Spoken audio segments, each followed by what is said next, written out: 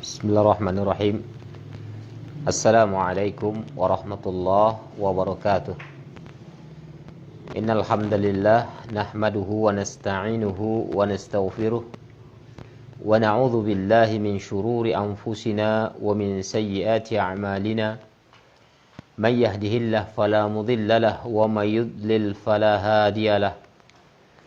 Wa asyhadu an la ilaha illallah wahdahu la syarika lahu. Wa asyhadu anna Muhammadan abduhu wa rasuluh. Allahumma salli wa sallim ala Muhammadin wa ala alihi wa sahbihi wa sallama tasliman katsira. Ya ayyuhalladzina amanu taqullaha haqqa tuqatih wa la tamutunna illa wa antum muslimun.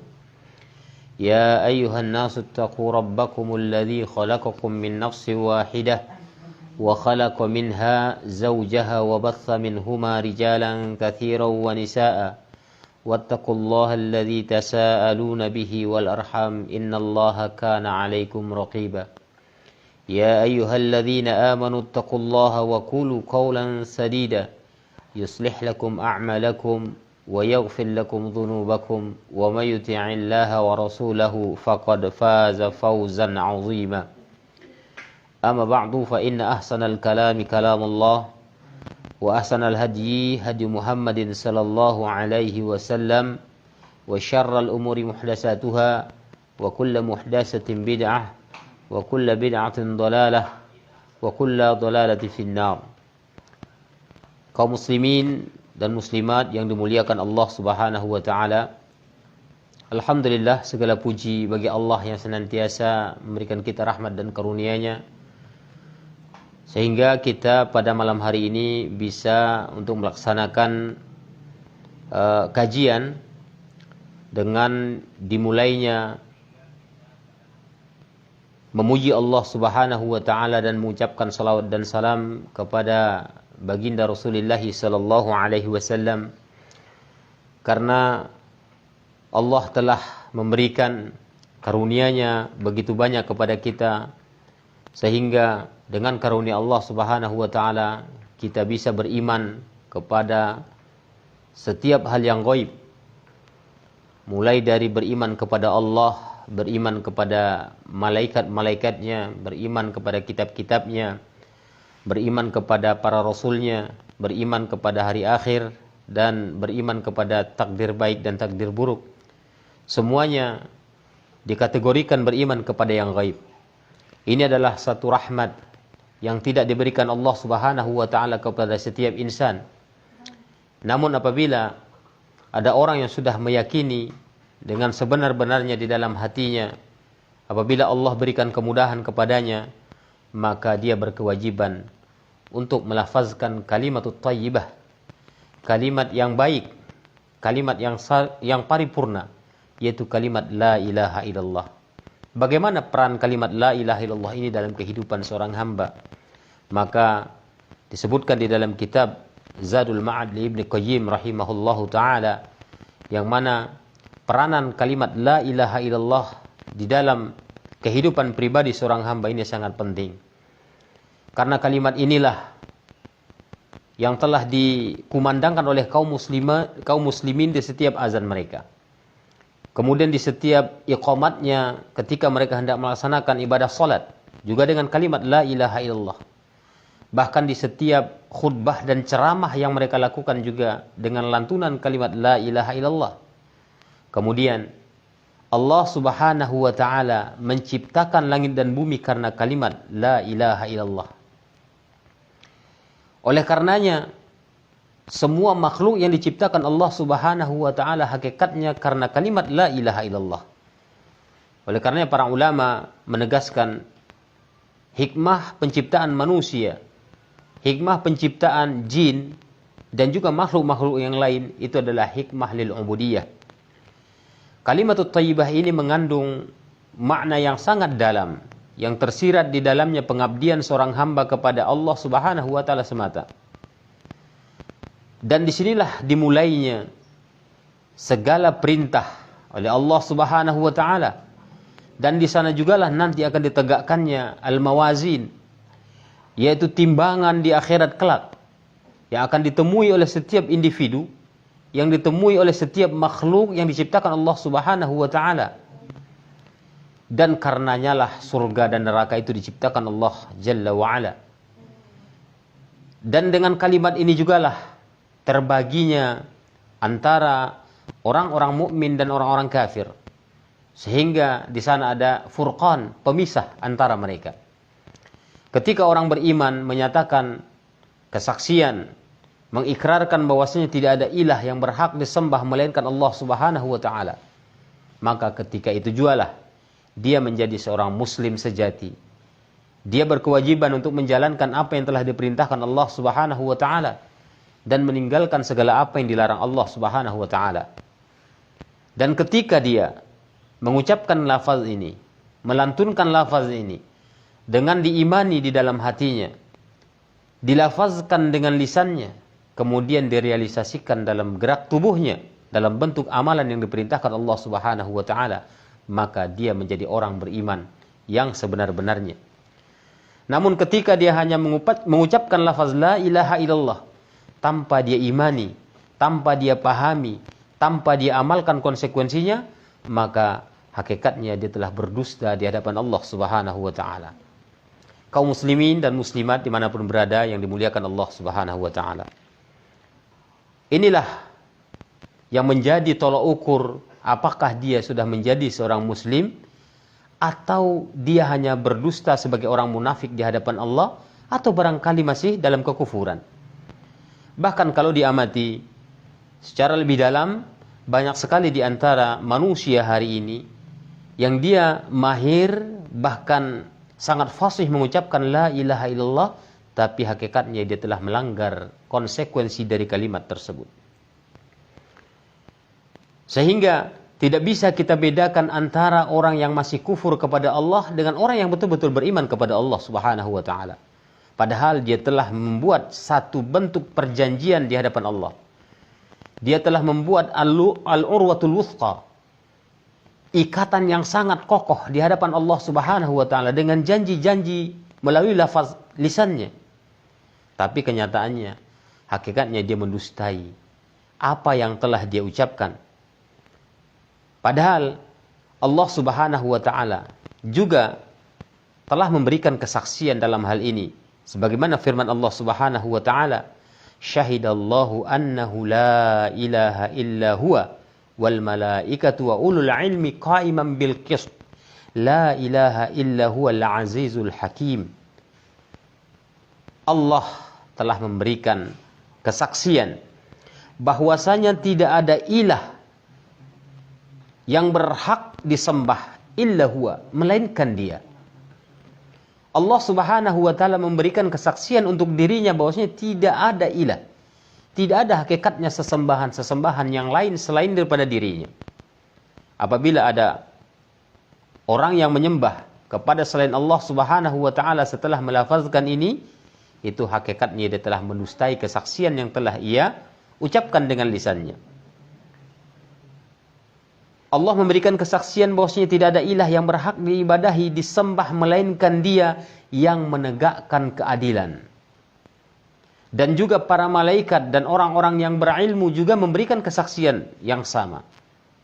Mereka telah mengucapkan lafaz la ilaha illa huwal azizul hakim, bahwasanya tidak ada ilah yang berhak disembah melainkan dia yang maha perkasa lagi maha bijaksana. Artinya Allah saja pun memberikan kesaksian untuk dirinya bahwasanya tidak ada ilah yang berhak disembah melainkan dia. Kemudian orang yang memiliki kecerdasan, yang Allah berikan dia ilmu, kebenaran, sehingga dia juga memberikan kesaksian. Oleh karenanya, janganlah sekali-kali hendaknya seorang muslim tadi menodai kesaksiannya di hadapan Allah Subhanahu wa taala. Inilah yang disebut dengan kalimatul ikhlas. Kalimat ini adalah kalimatul ikhlas. Ketika seseorang mengucapkan lafaz la ilaha illallah, maka ini adalah kalimatul ikhlas, yang mana kalimat ini satu persaksian, satu ikrar yang diucapkan oleh seorang hamba, dia sudah mengikhlaskan, memurnikan segala bentuk sesembahan tersebut hanya kepada Allah Subhanahu wa taala. Oleh karenanya, segala yang disembah oleh manusia selain daripada Allah itu semuanya batil. Itu semuanya batil. Kenapa? Karena para ulama mengatakan makna dari syahadat la ilaha illallah ini adalah la ma'budu bihaqqin illallah. Tidak ada yang berhak disembah melainkan Allah. Ketika ada orang lain yang menyembah kepada selain Allah, berarti sesembahan itu batil. Ketika ada orang yang menyembah hartanya, ketika ada orang yang menyembah jabatannya, ketika ada orang yang menyembah istrinya, menyembah anaknya, menyembah pohon, menyembah patung dan lain sebagainya, semuanya itu adalah sesembahan yang batil. Oleh karenanya yang hak itu hanyalah Allah Subhanahu wa taala. Sebagaimana kesaksian yang diucapkan, syahadatul haq, ini kesaksian yang benar-benar diakui oleh Allah Subhanahu wa taala. Wa da'watul haq. Dan ini juga merupakan seruan yang benar yang diajak oleh setiap para rasul kepada setiap kaum yang diutus kepada mereka. Ajakannya adalah la ilaha illallah. Malakum min ilahin ghairuh. Tidak ada lagi sesembahan selain Dia. Oleh karenanya ketika seseorang mengucapkan ini, maka dia harus memahami, mempelajari, dan meyakini serta mengamalkan di dalam kehidupannya konsekuensi kalimat ini. Agar tidak menjadi dilema bagi dirinya nanti di akhirat. Ketika ditegakkan timbangan untuk menimbang amal ibadah yang dia lakukan, maka di sana bisa terlihat apakah dia ikhlas melakukan ibadah tersebut karena Allah, ataukah hanya ingin dipuji orang lain, atau barangkali ingin mendapatkan materi dari sisi duniawinya semata. Maka ini menjadi pertimbangan yang sangat besar sekali bagi individu setiap muslim. Oleh karenanya, marilah kita memperbaiki ilmu tentang lafaz la ilaha illallah ini agar peran penting kalimat ini dalam kehidupan kita bermakna, sehingga nantinya bisa kita selamat dunia dan akhirat, dan bisa dipertanggungjawabkan di hadapan Allah Subhanahu wa taala. Karena hanya kalimat inilah satu-satunya penyelamat kita. Hanya kalimat inilah yang bisa nanti menyelamatkan pribadi seseorang dari siksa Allah Subhanahu wa taala, dan hanya kalimat ini jualah yang bisa memasukkan individu atau setiap pribadi muslim ke dalam surganya Allah Subhanahu wa taala. Barangkali ini saja yang bisa kita sampaikan. Ya, mudah-mudahan pelajaran singkat ini bisa menjadi pecutan bagi kita agar bisa kita menambah wawasan kita di dalam mengilmui kalimat la ilaha illallah. Ya. Semoga nantinya di episode berikutnya insyaallah kita akan juga menjelaskan tentang keutamaan kalimat la ilaha illallah sebelum kita masuk kepada pembahasan wa anna Muhammadur Rasulullah. Tayyib, ya sebelum kita akhiri, ini ada yang bertanya. Assalamualaikum warahmatullahi wabarakatuh. Waalaikumsalam. Bagaimanakah hukum menonton pertunjukan kuda lumping yang di dalamnya terdapat unsur mistik dan kesyirikan? Apakah yang menonton juga terjatuh dalam dosa kesyirikan? Mohon pencerahannya. Tayyib. Ya, ini ada pertanyaan bahwasanya bagaimana hukum menonton kuda lumping atau yang sifatnya pemain-pemain kuda lumping itu, atau jarang kepang istilah orang-orang kita Jawa, itu adalah permainan mistik dan ilmu-ilmu kebatinan istilah kita. Barang siapa yang ikut menonton acara tersebut dan dia ridho bukan untuk memperbaiki, maka hukumnya dia sama dengan mendatangi seorang dukun dan peramal. Padahal Nabi Shallallahu Alaihi Wasallam menyatakan dalam sabdanya, man ata kahinan au arrafan wa yusaddiqu bima yaqul faqad kafara bima unzila ala Muhammadin sallallahu alaihi wasallam. Barang siapa yang mendatangi dukun atau tukang ramal dan ia membenarkan apa yang diucapkan tukang ramal tadi, maka hakikatnya dia telah kufur terhadap apa yang diturunkan kepada Nabi kita Muhammad sallallahu alaihi wasallam. Jadi tergantung bagaimana hukumnya, ini tergantung kepada keyakinan individunya. Kalau dia membenarkan betul-betul itu adalah merupakan kebenaran, dia jatuh ke dalam kekufuran, bahkan itu adalah kufur akbar yang bisa mengeluarkan pribadi seseorang dari agamanya. Tapi apabila dia datang, walaupun terkadang dia membenarkan di hati kecilnya tapi tidak 100%, maka dia jatuh kepada syirik asghar. Dan dia ini bisa saja, ya, apabila syirik asghar ini dibina dan dibiarkan, maka dia akan menjadi besar, bahkan bisa menjadi sesuatu yang jatuh ke dalam syirik akbar yang mungkin saja nantinya bisa keluar dari agamanya. Allah taala alam.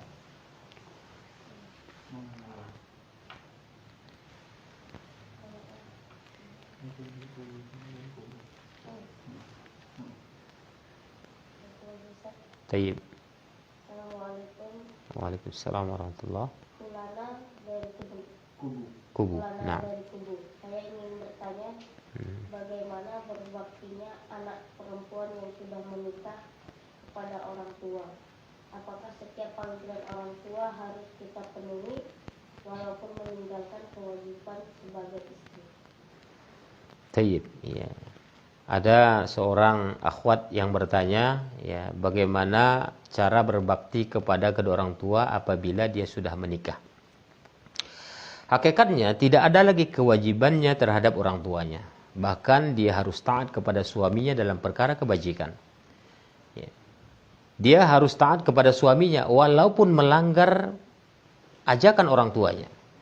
Misalnya ibunya, ayahnya, atau saudaranya mengajak dia bepergian, bahkan mengundang ke rumahnya tanpa seizin suaminya, maka dia tidak boleh melanggar ketentuan itu. Dia tidak boleh keluar dari rumahnya sebelum suaminya mengizinkan. Oleh karenanya, ketaatan kepada suaminya adalah mutlak. Dan ini menjadi penyebab dirinya akan masuk surga nantinya. Karena wanita yang sudah bersuami, dia sangat mudah hakikatnya ingin mencapai keridhaan Allah Subhanahu wa taala. Cukup dia sholat 5 waktu, dia jalankan dengan sebaik-baiknya. Kemudian puasa pada bulan suci Ramadan. Kemudian dia taat kepada suaminya dalam perkara ma'ruf, dalam perkara kebajikan yang tidak bermaksiat kepada Allah, maka dia dipersilakan oleh Allah Subhanahu wa taala akan masuk surga dari salah satu di antara 8 pintu surga tersebut. Ini kemudahan dari Allah Subhanahu wa taala. Bahkan di dalam riwayat yang lain disebutkan, apabila seorang istri ya berpuasa, ya puasa sunnah maksudnya, ya sementara suaminya ada di rumah dan suaminya tidak ridha, maka istri ini puasanya tidak diterima Allah Subhanahu wa taala. Bahkan dia berdosa, bukan hanya tidak diterima dan dia berdosa. Jadi yang wajib ditaati adalah suami, bukan ayah, bukan ibu, bukan saudara laki-laki. Tapi apabila ya suaminya mengizinkan, maka ini sudah terbebas, ya. Boleh mungkin saudara laki-lakinya menjemputnya, ya, atau barangkali ayahnya menjemput ke rumahnya. Ini diperbolehkan.